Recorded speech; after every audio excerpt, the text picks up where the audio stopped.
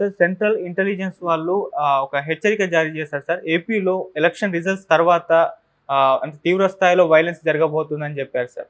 అదే విధంగా చంద్రబాబు నాయుడు గారికి సెక్యూరిటీ పెంచారు సార్. అయితే ఈ రెండిటిని మనం ఏ విధంగా అర్థం చేసుకోవాలి? ఎందుకు సెక్యూరిటీ పెంచాల్సి వచ్చిందంటారు సార్? ఇప్పుడు ఇది 2 విషయాలు కూడా ఆంధ్రప్రదేశ్ రాజకీయాల్లో ఒక ఫజిల్గా మారిపోయింది. ఎందుకంటే సడన్గా చంద్రబాబుకు ఎందుకు సెక్యూరిటీ పెంచారు? ఆల్రెడీ ఆయనకు Z+ సెక్యూరిటీ దేశంలోనే ఓన్లీ 40 మందికి మాత్రమే Z+ సెక్యూరిటీ ఉంది. అట్లాంటిది చంద్రబాబుకు ఉంది. ఆల్రెడీ ఉన్న దాన్ని కాకుండా ఇంకా పెంచారు. మామూలుగా ఆయనకి ఇప్పుడు 12+12 చేశారు. 12 మెంబర్స్తో ఆయనకి సెక్యూరిటీ ఉందన్నమాట. దాన్ని NSG అంటారు, నేషనల్ సెక్యూరిటీ గార్డ్స్. తర్వాత ఇప్పుడేమో SPG ఇచ్చారు, స్పెషల్ ప్రొటెక్షన్ గ్రూప్. ఇది మామూలుగా PMకి, ప్రెసిడెంట్కి, వైస్ ప్రెసిడెంట్కి, ఇలాంటి సుప్రీంకోర్టు చీఫ్ జస్టిస్కి ఇలాంటి వాళ్ళకి ఉంటుంది. అది ఇప్పుడు 12+2 24 మందిని యాడ్ చేశారనమాట. ఓకే. సో ఓవరాల్గా చంద్రబాబు సెక్యూరిటీ మొత్తం 183 మంది ఉంటారు ఇప్పుడు. సో ఇంత సెక్యూరిటీ ఆయనకి ఎందుకు ప్రొవైడ్ చేయాల్సి వచ్చింది? ఇక్కడ ఏమీ టెర్రరిస్ట్ యాక్టివిటీ లేదు, నక్సలైట్ ఇది ఆయన టార్గెట్ కాదు. సో అంత పెద్ద సెక్యూరిటీ ఎందుకు ఇచ్చారు ఇప్పుడు సడన్గా అనేది ఒక పజిల్గా మారింది. దీని మీద రకరకాల వ్యాఖ్యానాలు వస్తున్నాయి. ఇదొక అంశం.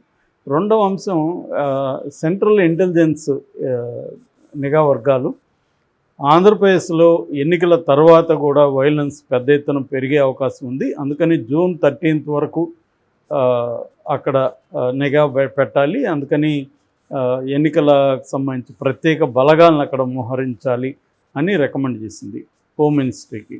సో ఈ 2 మనం పెట్టుకొని చూస్తే చంద్రబాబుకి ఎవరి నుంచి ఫస్ట్ థ్రెట్ ఉంది? దానికి ఒకటి చెప్తున్నది ఏమంటే, వాళ్ళు వచ్చి సెంట్రల్ సెక్యూరిటీ వాళ్ళు వచ్చి మన విజయవాడకి వచ్చి ఇక్కడంతా కరకట్ట దగ్గర ఈయన ఇల్లు, తర్వాత ఆఫీసు, తర్వాత ఎయిర్పోర్ట్ దగ్గర నుంచి, గన్నవరం ఎయిర్పోర్ట్ దగ్గర నుంచి కరకట్ట వరకు ఆ రూట్ అంతా కూడా మొత్తం చెక్ చేశారు. ఎక్కడ ఈయన మీద అటాక్ జరగడానికి పాసిబిలిటీ ఉంది అనే యాంగిల్లో నుంచి కూడా వాళ్ళు చేశారు.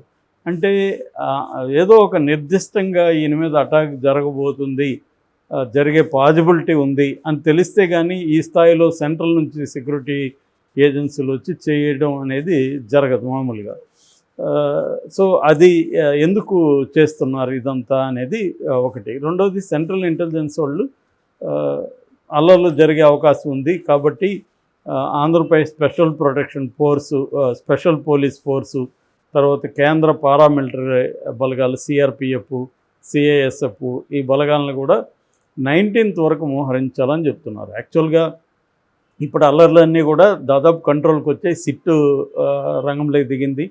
ఆల్రెడీ అనంతపూరు, పల్నాడు ఎస్పీలని సస్పెండ్ చేశారు. తిరుపతి ఎస్పీ రమాకాంత్ అనుకుంటా ఆయన, తిరుపతి ఎస్పీని ట్రాన్స్ఫర్ చేశారు. పల్నాడు కలెక్టర్ని ట్రాన్స్ఫర్ చేశారు. దాదాపు ఒక 12 మంది పోలీస్ ఆఫీసర్ని సస్పెండ్ చేశారు, ఇంక్లూడింగ్ అక్కడ మన తాడిపత్రి దగ్గర ఇటు పల్నాడు ఏరియాల్లో కూడా DSP స్థాయి, CI స్థాయి అధికారులని సస్పెండ్ చేశారు. ఓవరాల్గా తాడిపత్రి నుంచి వాళ్ళ 2 గ్రూపుల నాయకులైన JC ప్రభాకర్ రెడ్డిని, ఇటు పెద్దారెడ్డి ఇద్దరిని కూడా అక్కడ నుంచి తరలించేశారు. అక్కడ ఎవరు లేరు, 144 సెక్షన్ కంట్రోల్ ఉంది. అట్లాగే ఇక్కడ కూడా 3 ఎమ్మెల్యేలని హౌస్ అరెస్ట్ చేశారు, వైసీపీ వాళ్ళని. సో ఎక్కడ కూడా పెట్రోల్ బాంబులు అలాంటివి ఉంటే పోయి వశం చేసుకుంటున్నారు. అరెస్టులు కూడా ఈరోజు కూడా 17 మందిని అరెస్ట్ చేశారు అక్కడ. సో ఓవరాల్గా తీసుకున్నప్పుడు అండర్ కంట్రోల్ ఉంది. తిరుపతిలో కూడా పులవర్తి నాని మీద దాడి జరిగితే దానికి కూడా 14 మంది దాకా ఇప్పుడు అరెస్ట్ చేశారు, అక్కడ కూడా కంట్రోల్లో ఉంది. సో ఈ మేజర్గా ఈ 3 ఏరియాలు, తిరుపతి, తాడిపత్రి, పల్నాడు ఏరియా, ఈ 3 ఏరియాల్లో ప్రధానంగా ఉంది. ఈ 3 ఏరియాలు ఇది కాకుండా దాదాపు 170కి పైగా పోలీస్ పికెట్స్ ఏర్పాటు చేశారు, సెన్సిటివ్. సో సిట్ ఇప్పుడు రంగంలో దిగింది కాబట్టి మొత్తం దిద్దుబాటు చర్యలంతా చేపట్టింది. సో అండర్ కంట్రోల్లో ఉంది. సో ఈ నేపథ్యంలో చంద్రబాబుకి ఎవరి నుంచి థ్రెట్ ఉంది అనేది ఇప్పుడు ప్రధానంగా చర్చ. ఇక్కడైతే ఆంధ్రప్రదేశ్లో వైసీపీ నుంచే చంద్రబాబుకి థ్రెట్ ఉండాలి. వైసీపీ వాళ్ళు ఎందుకు చంద్రబాబు మీద దాడి చేసే అవకాశం ఉంది? దీనికి 2 పాజిబుల్ విశ్లేషణలు ఉన్నాయి. ఒకటేమో వైసీపీ ఓడిపోబోతుంది, ఓడిపోయినప్పుడు వాళ్ళ అక్కసు తీర్చుకోవడానికి చంద్రబాబు మీద హత్యాయత్నం చేసే అవకాశం ఉంది. సో అందువల్ల చంద్రబాబుకి ప్రొటెక్షన్ అవసరం అనేది ఒక తెలుగుదేశం వాళ్ళు చెప్తున్నది. వైసీపీ వాళ్ళు ఓడిపోబోతున్నారు, అందుకని జగన్ కూడా వెళ్ళిపోయాడు. జగన్ లేని టైంలో వైసీపీ వాళ్ళ రౌడీ బృందం ఒకటి దాడి చేసే అవకాశం ఉంది. దీనికి వాళ్ళు చెప్పే ఎగ్జాంపుల్ ఏంటంటే, గతంలో జోగి రమేష్ ఆధ్వర్యంలో చంద్రబాబు ఇంటి మీదకి వెళ్ళారు. అప్పుడు చంద్రబాబు లోపల పెట్టి గేటుకి తాళం వేశారు. అట్లాగే ఆయన ఉమ్మడి కృష్ణా జిల్లాలో రోడ్ షో చేస్తున్నప్పుడు కూడా ఆయన మీద రాళ్ల దాడి జరిగింది. కాబట్టి చంద్రబాబుకి థ్రెట్ అనేది వైసీపీ నుంచే ఉంది. దానికి కారణం వైసీపీ వాళ్ళు ఓడిపోబోతున్నారు అనేది వాళ్ళ నెరేటివ్. రెండో వెర్షన్ ఏంటంటే, రివర్స్లో వైసీపీ గెలవబోతుంది, గెలిచినప్పుడు తెలుగుదేశం వాళ్ళే వాళ్ళ మీద దాడి చేసే అవకాశం ఉంది. ఆ క్రమంలో చంద్రబాబు మీద కూడా దాడులు జరిగే అవకాశం ఉంది. కాబట్టి చంద్రబాబు ప్రొటెక్షన్ అవసరం అనేది రెండో వెర్షన్. ఇక్కడ ఏంటంటే, జగన్కి ఎందుకు ప్రొటెక్షన్ లేదు? మరి ఇదే యాంగిల్ నుంచి తెలుగుదేశంలో కూడా దాడి చేసే అవకాశం ఉంది. ఇప్పుడు మనం జరుగుతున్న అల్లర్లు చూస్తే 2 వైపులా ఇవి కనిపిస్తుంది. ఇప్పుడు తాడిపత్రి ఉంది, ఇందాకే సీసీటీవీ ఫుటేజ్ కూడా బయటకు వచ్చింది. అందులో పోలీసులే పెద్దారెడ్డి ఇంటికి వెళ్ళి లోపల ఉన్న ఫర్నిచర్, కంప్యూటర్లు అన్నీ ధ్వంసం చేసి చివరికి సీసీటీవీలను కూడా ధ్వంసం చేస్తున్న ఫుటేజ్ బయటకు వచ్చింది. అంటే పోలీసులే తెలుగుదేశం తరపున వైసీపీ సిట్టింగ్ ఎమ్మెల్యే ఇంటికి వెళ్ళి దాడి చేశారు. క్లియర్గా ఫుటేజ్ బయటకు వచ్చింది. అట్లాగే ఇక్కడ గోపిరెడ్డి శ్రీనివాసరెడ్డిని పల్నాడులో మాచర్ల దీంట్లో ఆయన ఇంటి మీద 150 మంది దాడి చేసి వాళ్ళ మామని గాయపరిచారు. వాళ్ళ కొడుకు కూడా చిన్న గాయాలయ్యి. సో ఇదంతా కూడా తెలుగుదేశం వాళ్ళే చేస్తున్నారు. సో తెలుగుదేశం వాళ్ళు కొన్ని చోట్ల చేస్తుంటే, కొన్ని చోట్ల ఇప్పుడు తిరుపతి ఉంది, వాళ్ళు ఫస్ట్ అయితే అక్కడ కూడా పులవర్తి నాని మనుషులు పోయి అక్కడ గొడవలు చేశారు, తగలబెట్టారు ఇండ్లు. దానికి ప్రతీకారంగానే వాళ్ళు వచ్చి చేశారనే ఒక నెరేటివ్ ఉంది. ఏదేమైనా వీళ్ళు దాడులు ముందు వీళ్ళు చేశారా లేదో పక్కన పెడితే, చాలా యాక్టివ్గా అయితే తెలుగుదేశం ప్రవర్తిస్తుంది. దీనికి మళ్ళీ ఒక నెరేటివ్ ఉంది. అదేంటంటే, మనం ఓడిపోతున్నాం కాబట్టి మోరల్ నిలబెట్టాలంటే గొడవల్ని రెచ్చగొడితే మన కేడర్ మోరల్ పడిపోకుండా ఉంటుంది అని చంద్రబాబు ప్లాన్ చేసి చేయిస్తూ ఉన్నాడు అనేది వైసీపీ వాళ్ళు ఆరోపిస్తున్నారు. సో సేమ్ వైసీపీ వాళ్ళకి నమ్మకాలు పోయింది, అందుకనే వాళ్ళు రిగ్గింగ్ జరిగింది, పోలీసులు, ఈసీ చంద్రబాబు మాట వింటున్నాయి అన్న ఎమ్మెల్యేలు ఇవన్నీ చెబుతున్నారు అనేది వాళ్ళ తెలుగుదేశం వాళ్ళు వైసీపీ మీద ఆరోపిస్తున్నారు.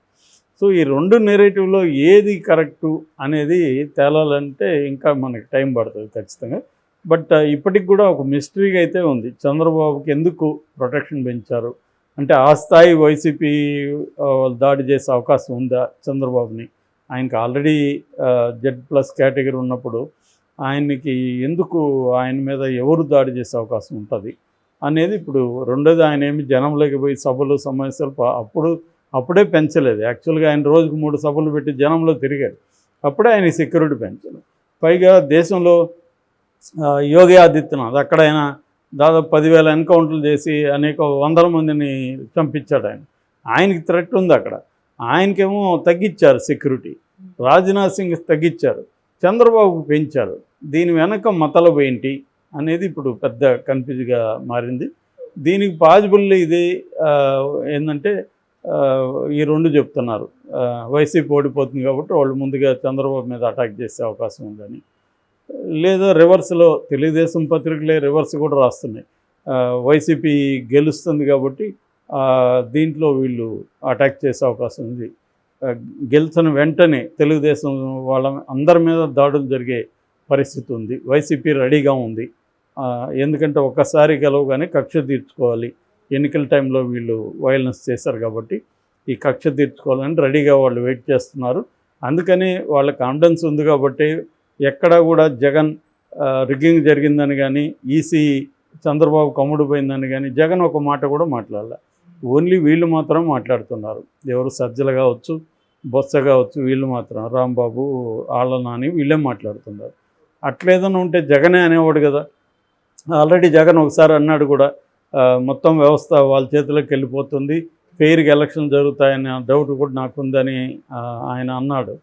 మరి అట్లాంటిది ఎలక్షన్ జరిగినాక జగన్ ఎందుకు ఆ మాట అనట్లేదు? సో ఎందుకు వేరే వాళ్ళ దగ్గర అనిస్తున్నాడు, తను ఎందుకు అనట్లేదు? సో ఏదో ఒక జరగబోతుంది అనేది అయితే ఉంది. ఏదేమైనా ఎన్నికల తర్వాత కూడా అప్రమత్తంగా ఉండాల్సి, ఎవరు గెలిచినా కూడా అల్లర్లు జరిగే అవకాశం అయితే రాష్ట్రంలో ఉంది.